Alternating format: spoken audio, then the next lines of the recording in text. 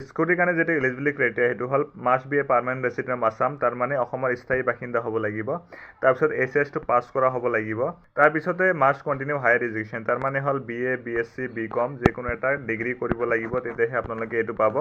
অন্যথা আপোনালোকে এটো নাপায় তাৰ পিছতহে students with compartment betterment are not eligible আপোনালোকে যদি কম্পাৰ্টমেন্টেল এক্সাম দিয়ে বা বেটাৰমেন্ট এক্সাম দিয়ে তেনেহলে এই স্কুটি স্কিমটো আপোনালোকৰ কাৰণে নহয় নমস্কাৰ যেসকল কেণ্ডিডেটে এবাৰ এইচএছ পৰীক্ষা দিছে আৰু তেওঁলোকে হয়তো ইতিমধ্যে গম পাই গৈছে যে 28 তাৰিখে তেওঁলোকৰ ফাইনেল ৰিজাল্ট প্ৰকাশ পাব আপোনালোকৰ মনত হয়তো কিছুমান প্ৰশ্ন আহি থাকে ফৰ এক্সাম্পল এইচএছ পৰীক্ষাত কিমান পাৰ্চেন্ট পালে স্কুটিটো প্ৰদান কৰা হ'ব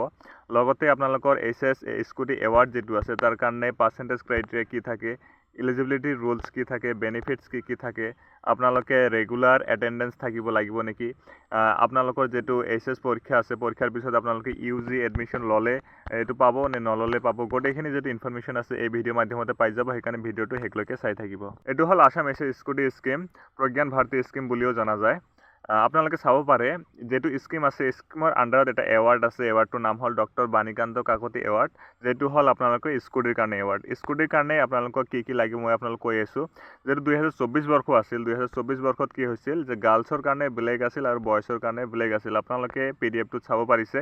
গাৰ্লছৰ কাৰণে 60% লাগিছিল আৰু বয়ছৰ কাৰণে 75% লাগিছিল আৰু এনে ক্ষেত্ৰত কি হৈছিল যেটো মাৰ্কস আছিল মাৰ্কসৰ যেটো আউট অফ 500 পাঁচটা সাবজেক্টৰ মাৰ্কস লোৱা হৈছিল মানে 500ৰ ভিতৰত আপোনালোকৰ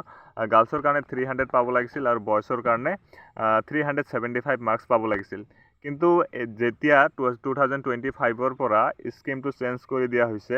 আৰু আপোনালোকে এলিজিবিলিটি ক্ৰাইটেৰিয়া চেঞ্জ কৰি দিয়া হৈছে কি হৈছে 2025 পৰা গাৰ্লছ আৰু বয়ছৰ উভয়ৰে কি লাগিছে 80% লাগিছে ইয়াতে আপোনালোকে চাব পাৰে গাৰ্লছৰ 80% বয়ছৰ 80% বহুত মাৰ্কসৰ যদি হিসাব কৰিবলৈ যায় তেনেহলে 400 প্লাস হৈ যায় এটা 2026 বৰ্ষৰ কথা আহে 2026 বৰ্ষতে আপোনালোকৰ সেম যদি আপোনালোকে এইটো স্কিমৰ আন্ডাৰত এপ্লাই কৰিব বিচাৰে তেনেহলে আপোনাক যেটো পাৰ্সেন্ট লাগিব পাৰ্সেন্টটো হল 80% লাগিব আপোনালোকে বয়স হয় গাৰ্লছ হয় কোনো কথা নাই বয়স আৰু গাৰ্লছ উভয়ৰে 80% লাগিব আৰু ইয়াতে ক্ৰাইটেৰিয়া হল আপোনালোকে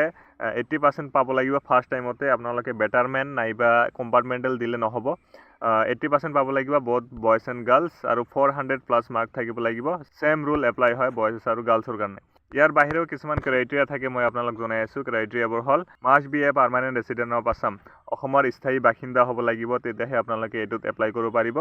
must pass HS 12 examination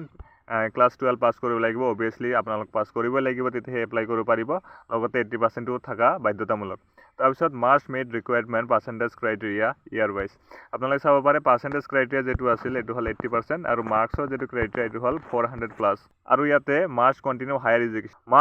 higher education এটা মোস্ট ইম্পৰ্টেন্ট হয় মোস্ট ইম্পৰ্টেন্ট পইণ্ট হয় আপোনালোকে এটো নোট কৰি ৰাখিব কিয়নো আপোনালোকে যদি ইউজি আন্ডাৰগ্ৰেজুৱেট কোৰ্স নকৰে তেতিয়াহলে এই স্কিমৰ আন্ডাৰত আপোনালোকে এলিজিবিলিটি লাভ নকৰে